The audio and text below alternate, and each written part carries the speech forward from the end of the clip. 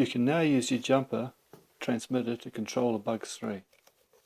It's still in test mode, so I'll give a link to the forum for the details, and there are some complications. At the moment you have to obtain the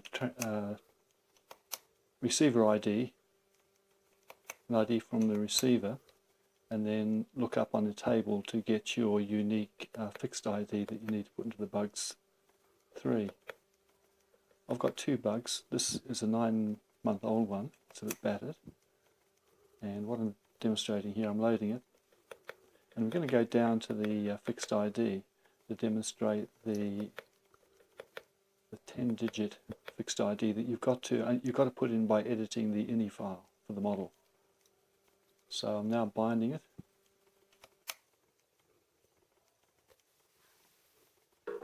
And going over to plug the battery into the Bugs.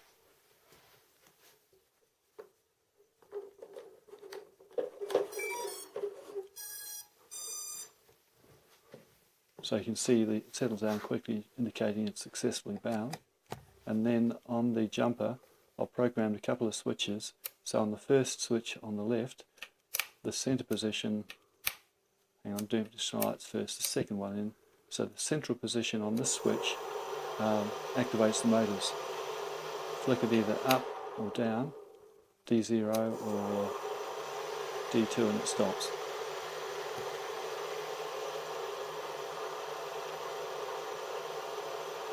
The next switch controls the LEDs. You can turn them off or on. Though I've noticed that once the battery is running low, you can't turn the LEDs off, they can continue flashing.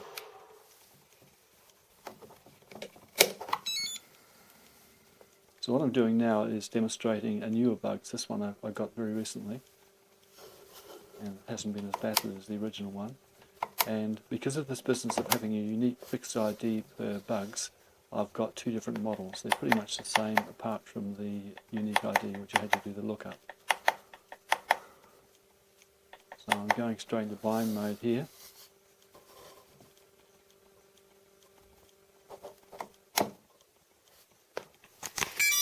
Turning on the Bugs.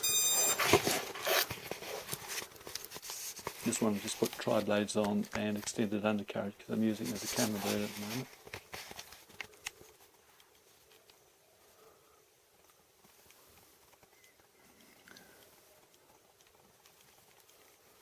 So once again, demonstrating the starting up the motor with the top switch on the left.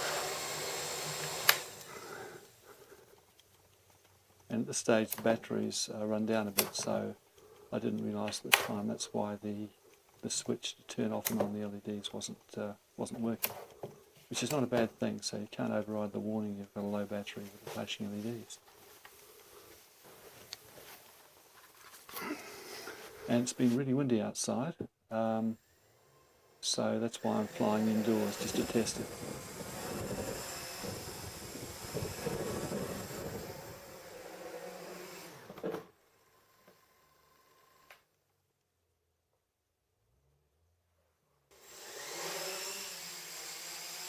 In fact, I started off flying outdoors today and discovered that I had to reverse the aileron, otherwise it wasn't tilting left and right the way I normally would. And somehow the rudder or yaw value had been completely taken out. It was just 0, so I had to set the scale 0 to 100, and that gave me rudder, or yaw as I think of it. And now I've got aileron, which is roll, operating the way I want. Put the right hand joystick to the left and it tilts it. The elevator, pitch backwards and forwards, that was okay from day one. So I guess what I'm saying, you do have to have a little bit of look at your model and ideally fly it first in conditions of no wind, just to make sure everything's operating the way you would hope it would. But this is looking very promising. And eventually, I'm sure the model will be refined so it'll look up and establish the ID automatically. But until that happens, if you've got multiple Bugs, you're going to have to look up the value for the fixed ID and insert it into the model, which is not a big hassle.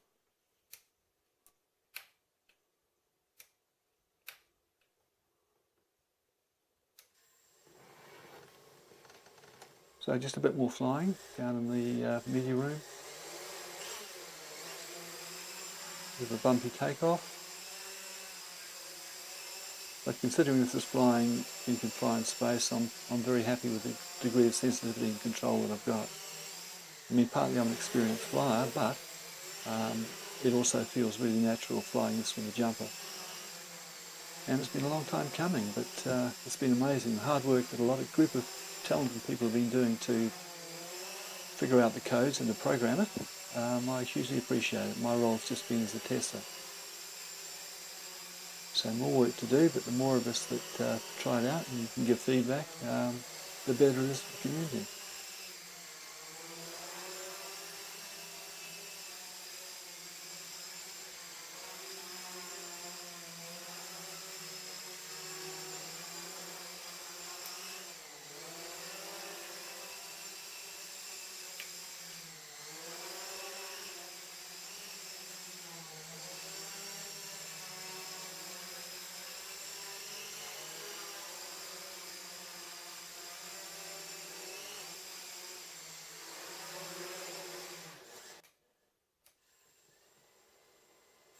So just a little bit more takeoff and landing practice. So the main thing is you have to load software that will allow you to update the image on the jumper. The DFU file, you've got to put that into the correct mode to flash it, and also you've got to be able to copy models across and to edit models. I tend to run Linux, so I'm using a nano editor, plain text editor, to get in and edit those files. My normal text editor won't touch them. It should be more straightforward under Windows. In fact, I use Windows XP to do the flashing of the new image and to copy files backwards and forwards.